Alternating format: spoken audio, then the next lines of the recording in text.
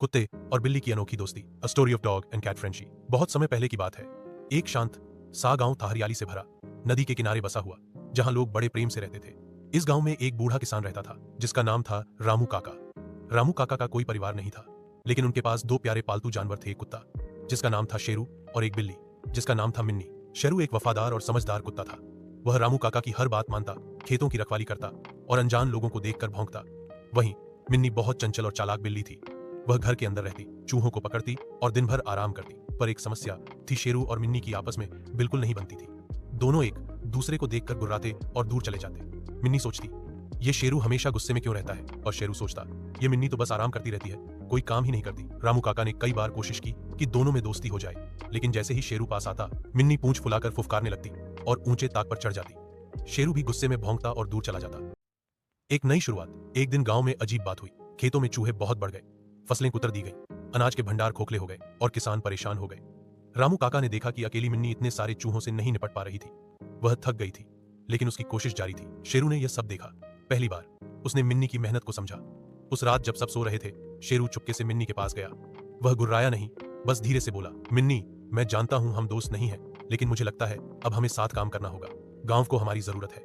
मिन्नी थोड़ी चौकन्नी हुई, लेकिन फिर बोली, अगर तुम सच में मदद करना चाहते हो तो आओ साथ मिलकर इन चूहों से लड़ते हैं। एक अनोखी टीम। अगले दिन से शेरू और मिन्नी की जोड़ी ने गांव में कमाल कर दिया।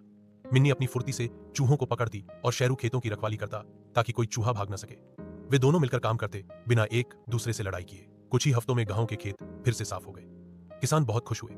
किसी ने सोचा भी नहीं था कि कुत्ता और बिल्ली इतनी अच्छी टीम बन सकते हैं। रामू काका की आंखों में आंसू आ गए।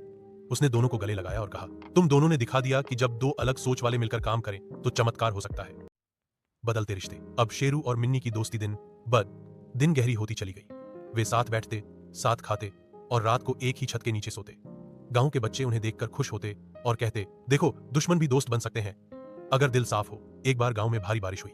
नाले उफान पर आ गए और बहुत से जानवर पानी में फंस गए। एक बिल्ली का बच्चा बहता हुआ रामू काका के घर के पास आ गया। मिन्नी उसे देखकर घबरा गई, लेकिन शेरू तुरंत पानी में कूद गया और उस बच्चे को बचाकर लाया। उस दिन मिन्नी ने शेरू की ओर देखा और कहा, तुम सिर्फ वफादार नहीं, बहुत दयालु भी हो। शायद मैं तुम्हें कभी समझ ही नहीं पाई थी। शेरू मुस्कुराया और बोला, और शायद मैं भी तुम्हारी मेहनत और चतुराई की कदर नहीं कर पाया था। दोस्ती इसी को कहते हैं ना। एक नई पहचान। अब शेरू और मिन्नी सिर्फ रामू काका के पालतू नहीं थे, वे पूरे गांव के हीरो बन गए थे। गांव में कोई नया बच्चा जन्म लेता तो उसके माता पिता यही कहानी सुनाते, शेरू और मिन्नी की दोस्ती की कहानी। गांव के स्कूल में भी ये कहानी पढ़ाई जाने लगी। एक दीवार पर उनकी तस्वीर बनाई गई, जिसमें लिखा था, सच्ची दोस्ती वह है जो भेदभाव और पूर्वाग्रह के पार जाती है। कहानी की सीख। एक, भेदभाव से ऊपर उठना सीखो।